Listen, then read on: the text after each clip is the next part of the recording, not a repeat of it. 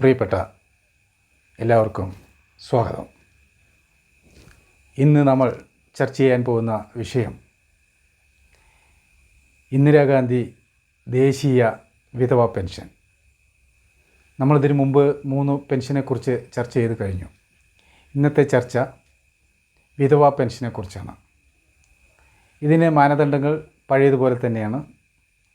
1 ലക്ഷം രൂപ കുടുംബ വാർഷിക വരുമാനം ഉണ്ടാവരുത്, കൂടുതലാവരുത്.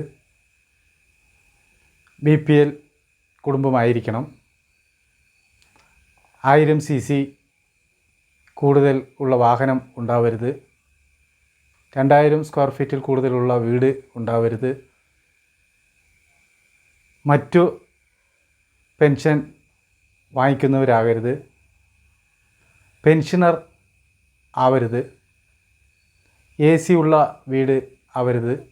ഇതൊക്കെ തന്നെയാണ് പഴയതിൻ്റെ മാനദണ്ഡം തന്നെയാണ്. ഇതിൽ ഇനി ആവശ്യമായിട്ടുള്ള രേഖകൾ, അതായത് വിധവയാണ് എന്ന് തെളിയിക്കുന്ന സർട്ടിഫിക്കറ്റ്,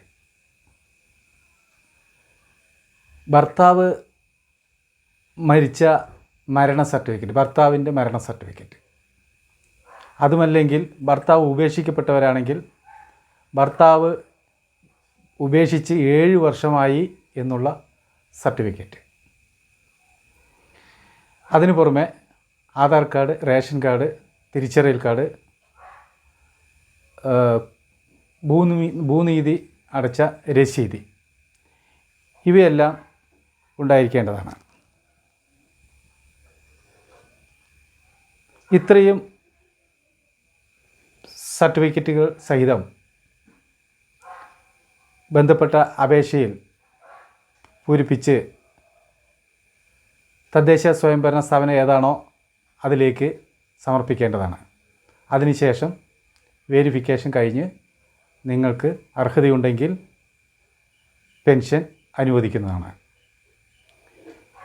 ഇത്രമാത്രം പറഞ്ഞുകൊണ്ട് അടുത്ത പെൻഷൻ എന്ന് പറയുന്നത് കർഷക തൊഴിലാളി പെൻഷനാണ്.